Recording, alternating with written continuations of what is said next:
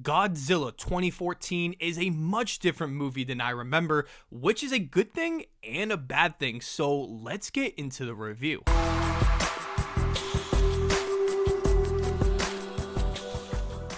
Welcome back to my channel. This is Let's Be Real Brad. I talk about movies, TV shows, and do all sorts of fun and exciting videos on the channel. If this is your first time here, hit that subscribe button, drop a like on this video, and hit that notification bell as it would be gladly appreciated. Today, we will be talking about the second film chronologically in the Monsterverse with 2014's Godzilla. The film is directed by Gareth Edwards, starring Bryan Cranston, Aaron Taylor Johnson, Elizabeth Olsen, Sally Hawkins, and Ken Watanabe. The film is about a soldier attempting to return to his family while caught in the crossfire of an ancient rivalry between Godzilla and two parasitic monsters known as Mutos. This is my second time watching this film, being the first time I watched this since I saw it as a teenager. Now seeing it again, I enjoyed it much more than I initially remembered. This movie is such a breath of fresh air because I was very disappointed with my high expectations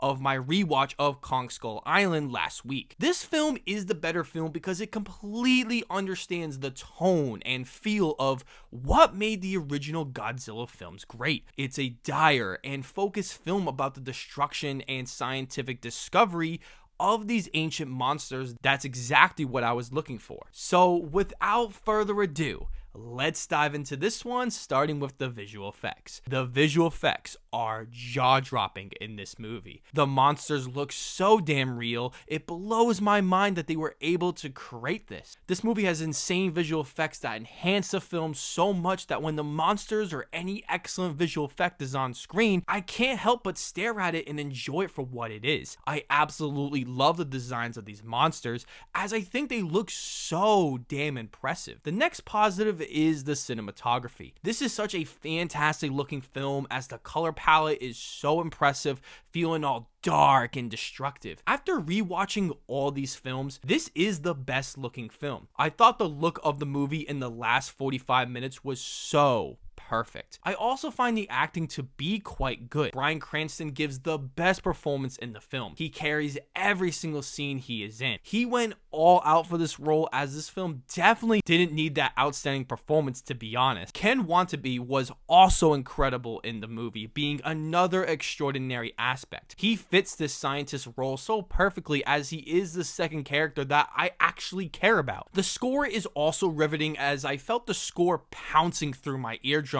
especially when the monsters came onto the screen. I would turn the movie up when the score would come on because it fit this massive big budget monster movie very well. Without it, the film wouldn't be as remotely as exciting. I also think the sound design is fantastic, especially when the monsters start yelling at each other during the fight. If you have a great sound setup, you will hear this film come to life that might even make your neighbors think you have radioactive monsters living in your home. Gareth Edwards handled the film very well. As you can see, his passion went into this project by creating some incredible and memorable shots throughout the film. He can take this massive scope of a movie well, being very confident because the destruction is so apparent and enormous. The film does have quite a bit of negatives, starting with the characters. The characters are very one-dimensional and useless characters that we really don't care about. The film decides to do something terrible with one of the characters earlier on in the film that I thought was completely wrong. All the fans and I agree that this particular aspect makes no sense in the grand scheme of things. With the underdeveloped characters is the writing. The first 30 minutes of this film are fantastic. I was super into it, but once something happens that I thought was a terrible choice, the movie isn't nearly as good. It became very inconsistent and at times very dull to watch. This film also has the second least amount of time dedicated to Godzilla in this film. He is hardly in it at all, with only being 8% of the whole movie. If he was in it at least 18% of the film, I would have loved that, considering the entire movie is about Godzilla, for crying out loud. I wouldn't have minded this if the human characters and story were way more interesting, but unfortunately, they aren't, making the film so boring in that aspect. Overall, this movie is a movie that I genuinely like, but so much of it isn't very interesting, with dull, uninteresting dialogue with very boring characters that I just couldn't stand. But Godzilla and the monsters looked fantastic in the tiny portions they're in with this film that do make it very watchable, to say the least. The technical and visual aspects are lovely, along with the tremendous exciting tone this film has. I had a fun time watching it. I am giving Godzilla 2014 a 6 out of 10. Have you seen Godzilla 2014? And if you have, what did you think of the film, and where do you rank it among the other MonsterVerse films? As always, I will see you all in the following video.